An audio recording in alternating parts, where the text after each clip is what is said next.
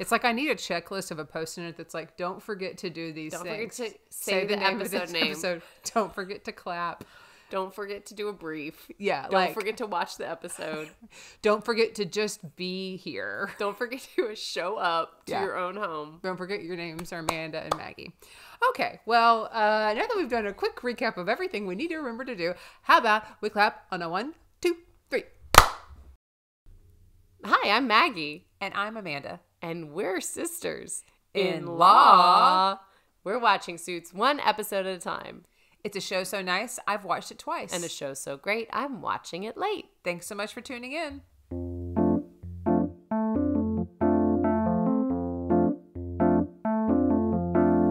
Maggie's never seen it and Amanda's obsessed. They don't wear fancy suits, they are casually dressed. They are sisters-in-law and they got a show about a law firm drama that aired a few years ago. Only Suits fans, only Suits fans, only Suits fans, only Suits fans, only Suits fans, only Suits fans.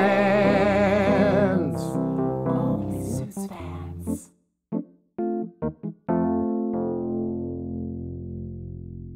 This is season 2, episode 9, Asterisk.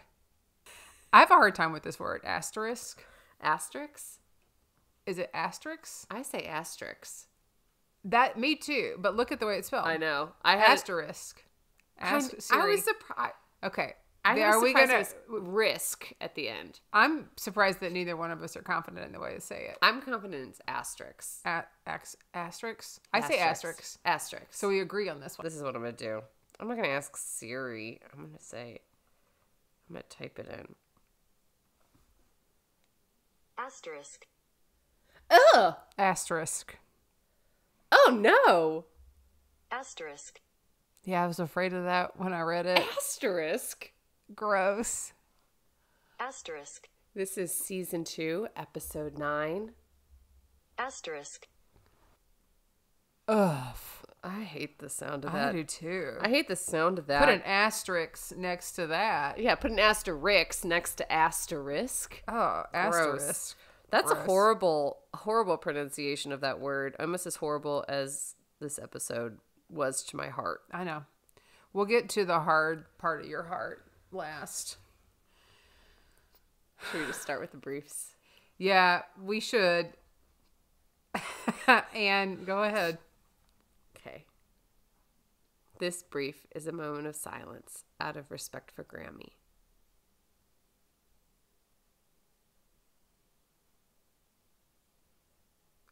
My brief? I'm sorry for your loss, Maggie. Thank you.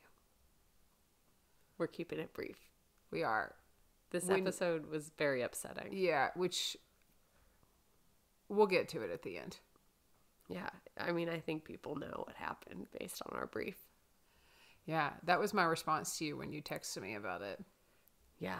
And I saw it on my, well, it's not a watch, it's a Fitbit, but I saw the preview come through and it said, I saw this coming ... from you. And I had my hands full because I'm trying this project where I soak all the labels off of some wine bottles. They're in the sink. Did you see them? And so I had like, what's the project? Sticky labels. What's the project? The project, first of all, Maggie, is to get the stickers off the bottle. That's the project? That is the first part of it. Right, but what's the next? Well, I'll tell you what I was going to do originally. But then today, I did Google while I was eating lunch. Things to do with wine bottles.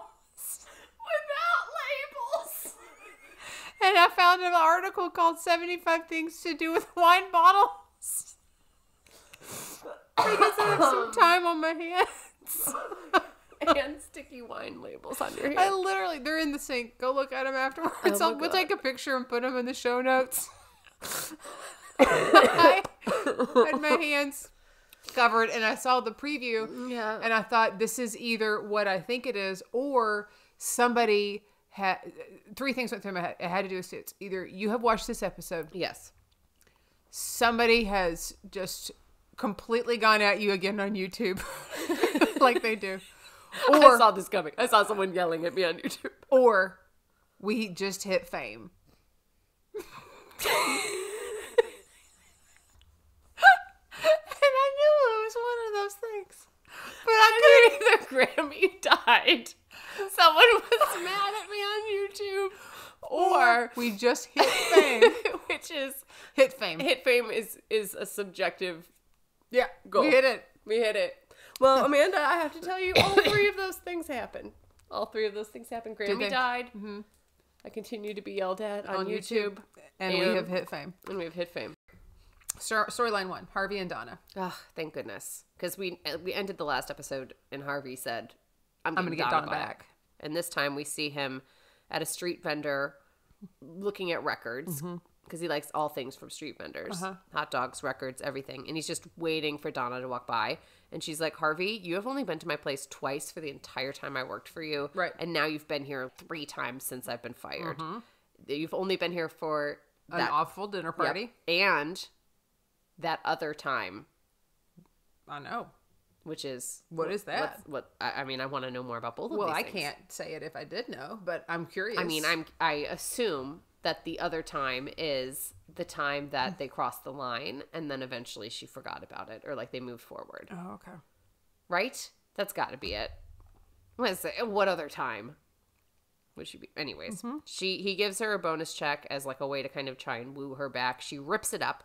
She's mad because Harvey fighting for her at trial, even though he stood up for her and defended her, made her look like she does love Harvey Specter, and he kind of like winks at her, kind of does this really smug smile. And she's like, oh, shut up. I am not in love with you.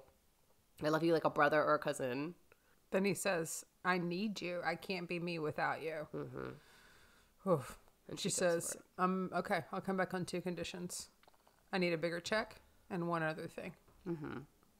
And that other thing is hilarious. We find out she comes into the office and the song Burn Baby Burn is playing. She's dancing in her heels. Yep. She's walking. Everyone's just staring at her. She's so pretty. It's Donna. And she walks up to Cameron, the temporary assistant, and she just with dramatic flair kicks him out. Yes. And says, take your color-coded file system with you. Right. Harvey kind of is like, wait a minute. You know that he's going to be on somebody else's desk. He's a temp. Like that's worth a condition. And then she says, I've never fired anybody before. Why does everybody have to rain on my parade? And then one of my favorite moments in the entire season happens. She sits down at her desk and he goes and sits down at his, and she starts to look around at her stuff. And then she turns back to look at him, and he does the cutest, most subtle wink at her. I didn't even notice it. When I saw it the first time, I rewound it. When I saw it the second time, I rewound it. I could still be watching it right now. Just if it hadn't been wink for me on- having to take a wink break on to check repeat. on those wine bottles. I couldn't get to my remote to rewind because my hands were so covered. sticky. I literally have watched that. I told you there are going to be a couple of moments throughout this whole series That are are your just favorites. favorites, and that's one of them right there. Just because it's so cute. It's so cute the way he does it because he's really good. He is really good. He's a good actor, and it's just, I don't know how to say it, you guys, but it's a real special wink. It's a cute wink. It's cute. Anyways, I'm just glad she's back because, boy howdy, does Harvey need her. I know. Well, I did want to ask you a quick depo here. Oh, good. So she gets 2 conditions. One of them is a bigger check, right? Yes. First of all, what do you think that check was? For Donna? Uh-huh. I mean, is Harvey's $1 million? Yeah. Then I bet hers is like 20% of that. You think she gets a $200,000 bonus? I don't know. But the bonus is, I think, coming out of his pocket. Winnings? Yeah. Oh, the bonus comes out of his pocket? I think so, yeah. Yeah, then I bet he gives her a huge bonus. Okay. She's not carrying like a Birkin bag or Nancy Gonzalez or anything. But she lives like by herself in the city. Yeah, she does. So I couldn't tell what she bought, and I didn't recognize those shoes. But Yeah, she she's also not is- really into Louboutins like the rest of them. But No, but she's also been unemployed for a handful of time, Minutes. and she's just continuing to go to yoga. So I Yeah. feel like she's got a she's got stockpile. it. Yeah, she's doing well. Yeah, I don't know. I feel like he pays her a lot of money. Yeah. Anyways, okay. What would your 2 conditions be if you were going to come back to work somewhere? It had ended poorly. And it was the same exact condition, like the situation that had just happened. Yes. I'd be like, Harvey, you need to stand up in front of the entire office and say that I do not love you. Okay. And also a bigger check. Okay. I think I'd probably pick those same things. Except that if it was this exact same scenario, I would have him stand up in front of the entire office and say, I love Amanda. It's like, okay, two things. You have to confess to everyone. You have to read a diary entry in which you confess your love for me. And second, I'm going to need a bigger check. Twice this. Yeah. Speaking of conditions. Yes. Pearson Hardman. Speaking of checks. Yeah. Speaking of checks, we start and Harold is watching porn in the office, but he's not actually watching porn. He's looking at tattoos because it is bonus check time. We know Harold is just... Harold Gunderson is gunning for a tattoo. I was going to say the same thing. Yeah. He's gunned in for it. Lewis comes out and he's got all the associates' checks.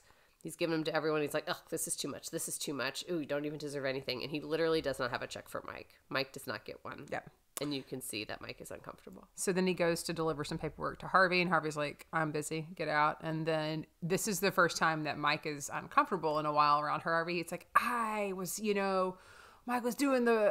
was doing the bonus thing, and he thinks that maybe, and then Harvey said, well, maybe Jessica doesn't think you should get it because you're not a real lawyer, but I do. And so he hands it. We can't quite see how much it is because I zoomed in and I stood up. Did you? I couldn't see. When I say zoomed in, I got up and walked. You walked closer towards to the it. TV. Mm-hmm. I couldn't see it. Yeah, Harvey's like, I think you're a real lawyer, and especially because you're flipping votes for Jessica for this big Pearson Hardman vote that's coming up. And Mike's like, okay, but I do have to be honest, I lost a vote because someone's been recruited and is now working for the Department of Justice. So now it's a tie. Yep. And Harvey's like, okay, well, I'll hold on to this. And he's like, no, that's a figure of speech. A figure of speech. I'm going to take this. Yes. We find Hardman in his office trimming a bonsai tree with a little spray bottle. Bonsai trees are incredibly difficult to grow. Yeah. Can I pause here before we get too much further into this? Are you going to take a shirt off and reveal I'm hard for Hardman or something? I am not. I have chosen to wear this. The weather's weird right now, so I'm wearing this. I asked you when Daniel Hardman came to season 2, why didn't you ever ask me about Hardman? And do you remember what you said? Yeah, I thought that it was Victor Garber. Victor Garber. Yeah. So I did some research on it because I was really confused. And you're right. Here's what happened, which I never really thought of. I just thought he was another person. I didn't remember them calling him Hardman. That was originally filmed in the pilot. Victor Garber was supposed to be Daniel Hardman, and they were supposed to be on good terms. Jessica was on good terms with him and just would go back and check with him. That was the idea, that she had this like mentor, and it was going to be Victor Garber. And then they ended up not going that route, and because they decided the character needed to be completely different. So then in the UK, they pulled it out, so it was not part of the story when it aired in the UK. The pilot? Yeah, that part of the pilot did not air. So you never knew that Victor Garber existed. You only knew Daniel Hardman. Which makes more sense because honestly, that scene with Victor Garber was so awkward. It's so awkward and out of place. With the dogs running? It's so weird. And it wouldn't have been weird if we continued to see it. It would have been part of that normal and part of that world. And then when they started to re-air, so when it aired live back on USA Network, we never saw it. It wasn't and then we didn't see it in the UK, but when it started re-airing here, then it didn't get cut. Weird. Isn't that weird? So if you saw it from the beginning, like if you're an old school suitser, then you never saw Victor Garber. Which is also sad to not ever get to see Victor Garber, but it doesn't make sense. Yeah, okay. Yeah, so I just wanted to say that because I just found that out when I was doing some research this week on a few things about Suits. Well, good. And I wanted to clear it up. I know it's kind of in the middle of this, but just wanted to make sure people are listening. I thought it was an interesting piece. That's super interesting. Trivia. Thank you. Yeah, you're welcome. Thank you for that. Isn't that interesting how quickly that role changed? They're like, you know what? Let's make him a snake. I wonder if Wags is available. Yeah, instead of Victor Garber let's get and Wags. His dogs running, we'll get a different kind of tail to wag. Yep. So Hardman is trimming a bonsai tree. Yes. Hard to grow bonsai trees. And he does not have a check for Lewis, but he hopes Lewis has a check for him. Yes. A check to become a senior partner. Lewis is going to be so excited, but he's also very confused by this and also about to cry. And he can't wait to tell everyone, his mother, his father, his rabbi, and especially Harvey Specter. Yes. Hardman says, let's keep the excitement. He's like, I know you want to tell people, but the announcement will come at the voting meeting. And Lewis goes, oh, when you're up for managing partner. He goes, oh, I believe that's also, that is happening during that meeting. Yeah, the way that he said that, I was like, that's such a hard sell. So what's interesting is that you have said this, that you keep falling for Hardman. To this episode, I did not. Okay. Jessica has fallen for Hardman, right? I don't think Harvey's ever fallen for him. I think he's never trusted him. But Lewis is completely falling for Hardman. That should be the shirt. How did I fall for Hardman? That should be our t-shirt. Yeah. How did I fall for it? Yeah.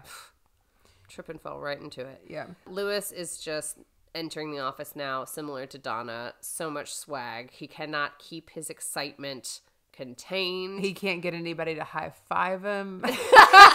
He's trying.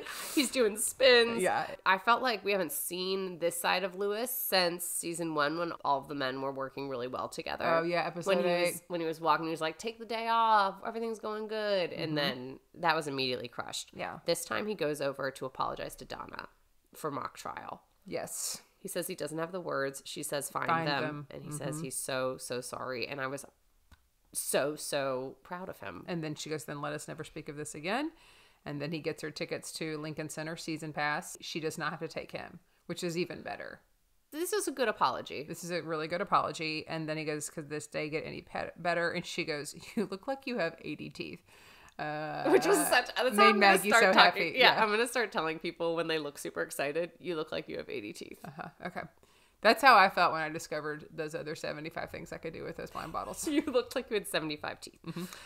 Then she has this realization. He's wearing a different kind of suit. A very fancy suit. A suit that he has told people he would wear when he makes senior partner. He has had this suit in his collection, and he is wearing that suit. So she knows, and Donna goes scurrying off to tell everyone. She tells Jessica. And then Jessica says, how did the suit look? And Donna goes, dated. Which I loved that because they're both so timelessly and classically dressed. Allison may say otherwise, but I think they always look wonderful. Yes. And that the fact that his suit just looked dated was great. I loved it. Personally, I didn't think it looked dated, but it was I couldn't tell a difference. No, me either. They could. They get it. They get it. Game recognizes game, I believe. Jessica's like, I'm going to get Lewis's vote back. But first, she's going to talk to Hardman, and she's mad. She's like, oh, is this the part of the all-new Daniel Hardman era of transparency that you just are trying to buy Lewis lit? Yes. Then they have this whole thing back and forth. There's a lot of dialogue. I mean, they're angry with each other. Right. Daniel does say, like, Lewis earned it years ago. You should have given it to Lewis years ago. Right. He's standing by that. Is that true? I don't know. I do think Lewis has earned it. I think he's a really hard worker. Yeah. But I do think that that's not why Daniel Hardman is giving it to him. No. And then she says, when I beat you this time, we're going to have to peel you off the wall. Yeah. And he says, you can't even control your own attack dog. He's basically like, first of all, the dog. I know. I know. And the reason that this is all coming to a head is because he's talking about you can't control your own attack dog. When Harvey threatened him with Alicia back in the hotel room that we saw in the last episode with Monica Eaton, when he said to Hardman, I'm going to expose this to your daughter, Jessica does not know that Harvey did those things. And so that's why Hardman's saying you can't control your own attack dog. And then he goes, oh, you didn't know. And she goes, he does as I tell him, just to cover. Like, she's so smooth about it. But she didn't know. She did not know. Because Harvey is a little rogue. He is a little rogue. He needs to be on a leash. Just like those dogs in the original Hardman scene that were just running free. That's true. Jessica then talks to Harvey, and Harvey's suggesting that Jessica could buy people off with the bonuses. Yeah, and she's like, I won't do it. I'm not going to do that. And he says, you might be ethically against playing politics with our firm's money, but he isn't. Yeah, Hardman's going to do it. Yeah. Jessica needs Harvey to win over Lewis. She's like, it's time you pull out that thorn. You're a thorn in his side. Also, this is a chance for Harvey to actually do what Jessica asks him to do. Could he please just help Jessica out? Yep. He walks in on Lewis Skyping with his parents, Harvey does. Who are confused by the title. They think he sounds like an old man with the title senior partner. I love his parents. And then Harvey walks in and his mom goes, oh, is that Harvey Specter, your best friend? And he like slams the computer shut. It was so sweet. So Harvey knows that he's made senior partner, so he's going to take him out to dinner and celebrate. First of all, he gives him the information for his tailor. Which is a big deal. Yeah. And Lewis says, oh, look, we're going to be like twins were like friends, we're best friends. Like two girls saw us walking down the street, they'd say, "Hey, those guys are twins, identical." And Harvey's like, "I'm leaving. canceling. I cannot. I'm canceling. I can't this do dinner." this." Yeah. It's very cute. They're on a very nice date. They're friends. Harvey has the books from 5 years ago Oh yes. when Hardman was using Lewis as the patsy. Which I knew that was going to come back up. Okay. I feel like the timing of this, and Lewis also felt the timing of this was poor.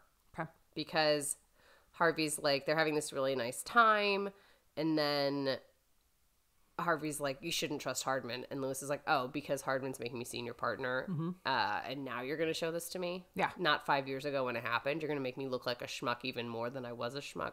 Yep. Then Lewis tells Harvey, like, "Oh, go ahead, run to mommy, tattle. If I do vote for Daniel, what's Jessica going to do about it? She won't be managing partner. She'll be out." Ugh. So then Harvey walks in with a bat the next day into Lewis's office. He's and really trying to win Lewis over. yeah, and he tells the story about Roger Maris and Babe Ruth's home run records, and it doesn't work. He does not close him. He's like, "I actually earned this," and Harvey keeps saying, "Everyone is going to see this as quid pro quo."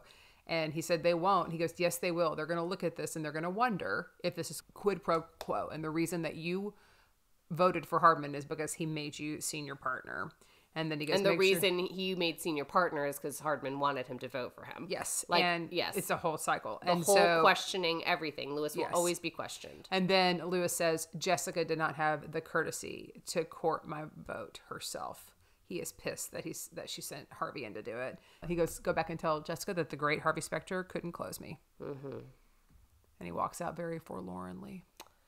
With the bat. with Yeah, the bat. Harvey leaves with the bat. I also thought, this is good. Lewis is standing up, and Lewis isn't afraid to speak his mind. And also, I'm concerned for Jessica. Harvey goes back to tell Jessica. Yes. And he's like, "You need to go do it." And she's like, "Yeah, I know." She's always known she was going to have to close Lewis. Because she said if he didn't have to work for it, then he wouldn't believe it. Right. If she just walked in and was so sweet to him all of a sudden, it would feel too cavity. Yeah. It'd be too sweet. Yep. Harvey offers his office to Lewis. Says, told Jessica to give him my office. That's how badly he Yeah, needs if you're this. worried, if you were wondering if I could put my needs above yours, this should let you know. Which is interesting that it's just an office, but it's a dang good office. I mean, that's a big It's deal. Jessica's old office. Yeah. Yeah. I mean, it's a big deal. Great office, and Lewis would love to take Harvey's office. Yes. So I think that was kind, and I was glad Harvey said that. Yes. Lewis gets a talking from Jessica. All he really wants is to be valued. He said that Hardman sees me, and then I'm just a mushroom in the shadow of Harvey's tree. What a sad analogy. Yes.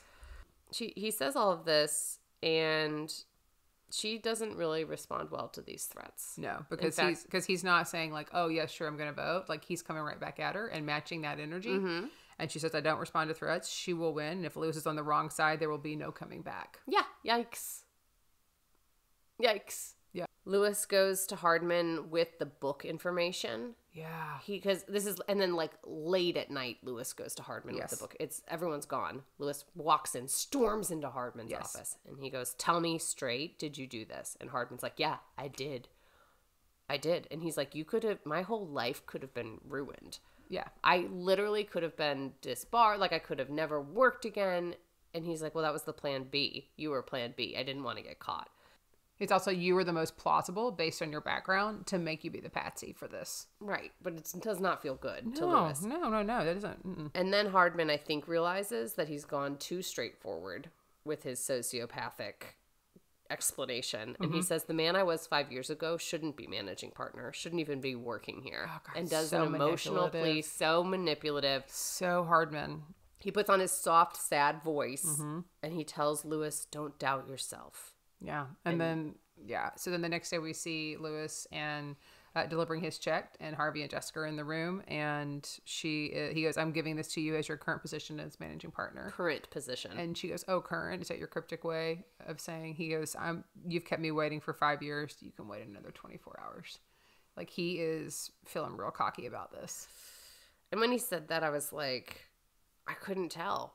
I Yeah. couldn't tell. Yeah. Because it felt very cryptic the way he was doing it. Like, is he trying to just scare them, but he's going to vote for her? Or is he not going to vote for them so he doesn't give a care? Yeah. Ugh. I know. They leave us hanging with this one. Yes, they do. Big time. Storyline 3. Roberto Solis versus Zelensky. Yes. So this one is fun. There's a newscaster with his one man's opinion saying Roberto Solis, who's this big baseball player, is totally doping. He knows it. And Harvey is this newscaster Zelensky's defending attorney. He's the attorney for this defendant. Yes. He says, yeah, if you can be an asshole and still give your opinion. It's just an opinion. And then Harvey compares like the censorship of someone's opinion to Nazi Germany. And Mike's kind of like, yikes. That's not good. And it doesn't hold up. No, it doesn't. I don't think that would have held up at any time. No. Poor choice. Poor choice. But Harvey's feeling pretty good about it. Yeah, he's very smug. But the plaintiff lawyer is like, no. Yeah. Your client is only saying the opinion piece to skirt the law. Yes. To which Harvey says, I drive 65 for the sole purpose of avoiding a speeding ticket. That doesn't make me a criminal. He is so smug. Yeah. You know, this is how Harvey rolls, though, because now he's trying to get it dismissed, and now it's going to trial. It's going to go to trial for sure, because the plaintiff's attorney, or Solis's attorney, has evidence on tape, Zelensky saying, I'm going to get this man fired. Yes. I'm going to get him kicked out of the league. My words hold weight, and when I do this, right. And he's totally a doper. It's not an opinion at all. He's, in fact, a doper. Yeah. Mike, just by looking at Roberto Solis, is like, this guy definitely is doping. Proof or no proof. People can find a way to cheat a test. Quote Mike Ross on that. Mike Ross knows right? that. They try and say, basically, like, we need to settle this because they have these test results saying Roberto is not doping. Yes. Zelensky's like, he 100% is doping. I have a source. I'm not going to reveal my source, but I will absolutely not apologize because this man is getting away with completely cheating. doing it. Yes. Harvey decides he's going to liken Harvey to Zelensky and Mike to Solis, who's a cheater. And then Mike says, you're not going to tell the bar association I deserve an asterisk. Asterisk. Blah, blah, blah. This is not the first time that we've had a case where the client's situation mirrors Mike's and Harvey is very against the client. Yeah. Right? We had the man who faked his degree, which Mike has faked his degree. And Harvey was like, yeah, he deserved to be fired. And then this one is like, oh, I'm like Zelensky with integrity, refusing to reveal my source. You're like that big cheater, Roberto Solis, who we're going to totally get. And it's so interesting because in the mock trial episode last time, Harvey, when Jessica is questioning Harvey and telling the whole mailroom story, he says, I don't like fraud. Everybody knows that. There's never been a question. And so it's just... But he has literally introduced one of the biggest frauds. I know. And defended it and has such a blind side to, I don't know. It's wild to me. Yeah. Mike is on the case, though. He finds a tape that has Zelensky talking to his source in the background. He figures out who that source is. It's a man named Hernandez from the rookie year he played with Solis. And Solis approached him to take a test so he could pass for doping. Yeah. Mike goes straight to Roberto Solis. And he's like, I know you're a steroid user. He's like, no, I'm not. And then he's like, actually, nobody would ever rat on me. So he kind of changes his story. Yeah, no one would rat on me because that's how ball players aren't going to do that to each other. Right. Mike says Hernandez is going to rat on you. Yeah.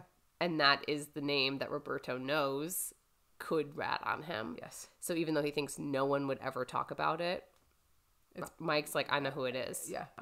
Roberto is played by a man named LaMonica Garrett, who played the role of Mike Ritter on Designated Survivor, which is a fan favorite of mine. Yes. I'm a fan favorite of Designated Survivor. I've watched it 3 times. I remember when that's the one where Tom Kirkman. And it's the person who becomes the president because they're in the safe room. Yeah, Kiefer Sutherland. And Mike Ritter is his like head of security. And so he's in like 43 episodes. He's in a lot. He's been in a lot of other stuff, like little bit parts here and there, but you recognized him. him. The minute when I walked out, I was like, oh, it's Mike. And then I was like, oh, he's talking to a guy named Mike. But it's not Mike. It's Roberto Solis. He was a good guy in Designated Survivor. He's a bad guy in Suits. So that means it's acting. It's acting. Harvey brings Zelensky into the office, and Zelensky's like, I'm absolutely not going to reveal my source. And then in walks Mike carrying Ruben Hernandez, and it forces a deal. Yep. Because Zelensky... They don't have an option. Zelensky's like, you're supposed to be on my side. He's like, I am on your side. This is how I'm helping you. Right. But Hernandez is pissed. Yeah. He's like, you said you weren't going to tell anyone because this could ruin his career. Yes. This could ruin everything. And Zelensky's like, I didn't. And he's like, well, then how come I'm here? And you can tell it's just so tense. But they get the deal signed. They get the deal signed. And then at the end, there's a lot of good movie banter, you know, that with Mike and Harvey, as per usual. Per usual. Yeah. Okay. Something else huge happened this episode. Are you going to be able to talk through this? Yeah. Okay. Okay. I was so excited. That Grammy was in the office. Grammy came to the office. I guess Donald drove her because she hasn't seen her grandson in 2 months. She's in Rachel's office talking to Rachel. She's just delightful. She's her delightful self. Harvey comes up and she's so excited to meet Harvey. She's like, oh, Michael says you're a hard ass. He also says other things about you. But And then Harvey goes, I guess lip runs in the family, which is really cute. so cute. She brought Michael a little baggy lunch because she hasn't seen him in 2 months. They're supposed to be seeing each other, Yes. but he's so busy. Rachel and Grammy clearly hit it off. Everything's looking great. She seems to also, I noticed, be walking totally fine. Yeah. For a woman who fell, broke her hip 5 years ago, Yeah. lives in assisted living. She's good. walking like a total, she looks so healthy, Yeah. I thought. I noted she is with it. She's Yes. healthy. She's walking. She's keeping up the pace with these lawyer types who do Mm-hmm. all these tracking shots. And she just wants to meet that clown Harold. Yeah, she does want to meet the Clown Harold, and then she'll get out of there. Mike is looking for places at his cube. He's online looking for a place. He's going to buy Grammy an apartment In Manhattan. in Manhattan. So that was a big bonus check. Yeah. To buy a place. Yeah. And Rachel's helping him look, and she's like, okay, I'm actually going to take this over because I could find a nice spot, and you're Yes. going to find all these spots that are Awful. super shady that your grandmother will not like. And it's not a 6th floor walk Yeah. for a Grammy. Even though she looked Yeah, but like she could nobody walk, wa- but no no one matter wants- what, no nobody one's wants to to a How would I 6th carry floor all those wine bottles up and down? yeah, it would be hard. It's hard to do crafts. Then Rachel realizes, because she thinks this is so amazing. She's like tearing up. What a sweet guy to do this for his grandmother. And he's like, oh, it's the least I can do for all that she's done for me. Mm-hmm. And then she realizes that Mike kind of set this up so that Rachel would talk to her, Yes. talk to him again. And they find a spot. Yeah, they go shop. They go look at it.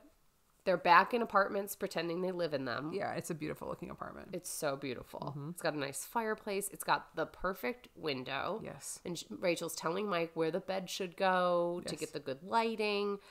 She's standing by the window. Mike says, beautiful. And then she's like, it's really hot in here. And I was like, oh no, she's going to take off her jacket and reveal a Louis Litt shirt. Because now nothing can be trusted. That's true. Mike has to cancel dinner. With Grammy. But Grammy's just happy that Mike has a good job because she wasn't sure he would have a job that engages him. And Rachel's like, wait a minute, despite going to Harvard Law School? And he was like, I mean, like, younger, like when I was younger. Right. But that's not true. Grammy was afraid that he was going to be a courier and then a Wear those weed gloves. dealer Yeah. and wearing those gloves. And she was like, please get my grandson a good job. Yeah. Good. Now he's fraudulently claiming to be an attorney. Yep. Thank goodness he's using his brain. Rachel is down there talking to Mike. She has her LSAT results. Oh, yes. And he didn't even know she took. No, because she didn't really tell anybody. And she goes, if it's a 160 or below a 160, just throw it out. Don't tell me. Yeah, which is how I felt. And so he opens it. And he goes, oh, Rachel, it's a 172. Which is so good. It's really good. She's smarty. She's a smarty. She's going to be a lawyer. It's because of Mike's advice of Yeah. just, don't second guess yourself. Yeah. And Mike says he's going to be out of a job. Yeah. Because she's going to be so good and she's going to be an attorney. He might also be out of a job for another reason. Yeah, because he's not an attorney. Yeah. And he's pretending he went to Harvard. That's true. So then Rachel comes to Grammy's apartment. Mike's setting it up. He's putting cleaning everything. flowers putting flowers everywhere. He out. got a chair in there. Mostly just flowers. Yes. He's excited for Grammy to come see it. Yes. And see not really any furniture, but yes, flowers. Yes. And Rachel's at the door. Someone's been calling. From the nursing home. And Grammy's passed away. And Mike just says she didn't even get to see. The place. He doesn't even finish it, though. He Yeah. just starts crying. And they have a nice embrace in front of the fireplace. And it's just so emotional. Yeah. And I thought it was interesting because in the last episode, Harvey's dad dies. And the way him and Donna managed their emotions was so totally different from the way Rachel and Mike did. Mm-hmm. And there's no wrong way to grieve, but it was like very visibly showing the difference between these two will they, won't they couples. Yeah. Like, Harvey just stares at his record collection and Donna just stands behind him. Yeah. Rachel I think they hugs Mike and gives him big I hug. feel like both of those women were following the guy's leads to Absolutely. see how they were going to react. Yes. Yeah. And Oh, I for think sure. Donna would have hugged Harvey, and I think Rachel would have stood there and looked at records if that was what they wanted to do. Yeah. They're just good at reading interesting. people. Yeah, they're ballers. Gosh, shot callers. But I was very sad. I know. Although I will say I did see, as soon as he was looking at apartments, I was like, this does not bode well for Grammy's storyline. Because I was like, this is setting it up for her to not be with us, Oh, wow. is how I felt. Okay. Well, do you want to roll into our predictions then? Yes, I do. I am devastated, although writing was on the wall of this beautiful apartment that Grammy is gone. I wonder maybe Mike and Rachel will move in there. Oh, okay. What's Mike going to do? He bought it? Yeah. Is he going to move there? It feels I cursed. can't confirm or deny. Now I feel like Mike has no one to tether him. I feel like he's going to have to get with Rachel. He needs someone to ground him, and Grammy was that force for a while he was, floating around making bad decisions. So maybe Rachel will be there because she was with him in that moment. Okay. I think Jessica's going to get Lewis's vote. Okay. I think so. I think he was just toying with her with that check. Okay. I think when Jessica gets Lewis's vote, Hardman will start a rival firm and will recruit Travis Tanner. Okay. I think lots of clients have similar stories to Mike, and Harvey is very cut and dry with them, like I mentioned. He's like, just let them loose, and that makes me feel very weary for Mike's future as an Asterisk lawyer. That's feel fair. like we talked about, yeah. I'm weary for it. I think that When is Harvey going to realize, oh, wait a minute, this is like every other time that I've said these people shouldn't be here? Yeah. Or when is Mike going to get too nervous? I know. I just can't. They like joke around about it a lot. And I'm like, I don't think this is a jokey thing. When something comes to a head and they have to like battle it out, what's going to happen? Yeah. But I don't feel good about it. This episode. I feel like had a lot of things that were like being an Asterisk lawyer did not feel good. Oh, gosh. And we have to say that word differently now if we want to sound as intelligent as we Asterisk? really are. But Asterisk. I feel like people say it Asterisk. I say asterisk. Asterisk. Sometimes. I don't really say it. I do this a lot in meetings. Do a little. I do this. Like the symbol of it. I'll say something. I go. You just do it with your fingers. I do it with my finger, and people know what I'm doing. Yeah, a little star. A star. A little star in the corner to indicate this is an exception.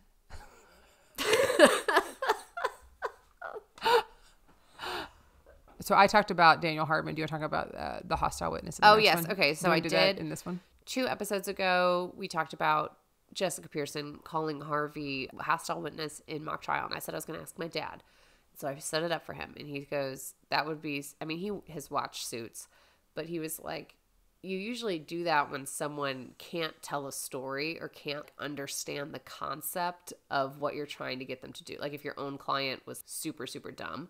She goes, it is weird that Harvey Specter is such a smart guy, would not understand the strategy enough to be vulnerable on the stand.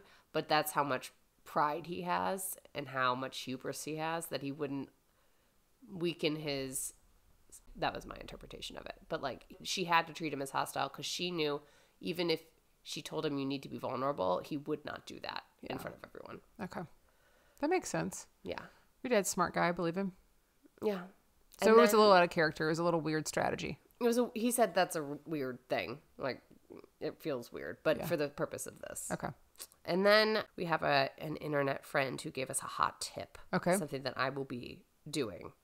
She said, this is Peggy G, our TikTok friend. She said, want to play a fun game? Watch the movie Old School and try to spot Mike Ross. He's in a few scenes. Okay. Well, sounds like we're watching Old School after we watch A Few Good Men.